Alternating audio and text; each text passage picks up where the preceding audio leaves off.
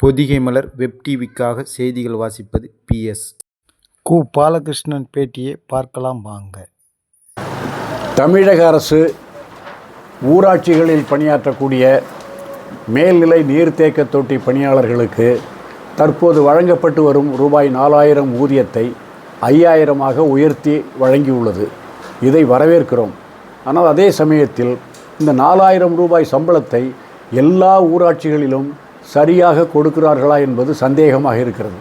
அதனால் தமிழக அரசு விஷயத்தில் தலையிட்டு மாநிலம் முழுவதும் உள்ள மேல்நிலை நீர்த்தேக்க தொட்டி பணியாளர்களுக்கு 4000 ஊதியம் வழங்க வேண்டியவர்களுக்கு வழங்கப்படுகிறதா என்பதை உறுதி செய்ய வேண்டும். இரண்டாவதாக, ஏற்கனவே 2000 ஆண்டுக்கு முன்பு பணிக்கு வந்தவர்களுக்கு ரூபாய் 6000 ஊதியம் வழங்கப்படுகிறது.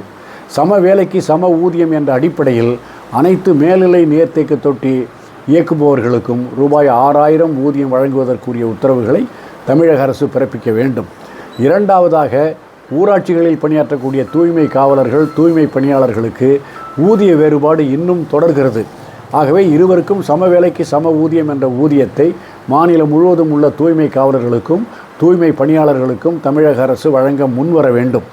மூன்றாவதாக, மாநில அளவில் இந்த பணிகளை செய்வதற்கு என்னென்ன உபகரணங்கள் எத்தனை ஆண்டுகளுக்கு ஒரு முறை, எத்தனை மாதங்களுக்கு ஒரு முறை வழங்க வேண்டுமோ அந்த உபகரணங்களையும் அவர்களுக்கு வழங்குவதற்கான ஏற்பாடுகளை செய்ய வேண்டும்.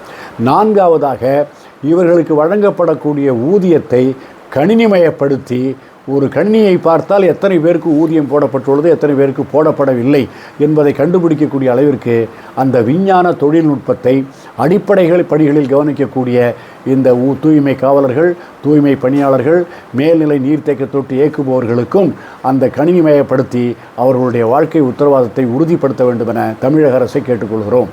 கு. பாலசுப்ரமணியன், சிறப்பு தலைவர், தமிழ்நாடு அரசு பணியாளர் சங்கம்.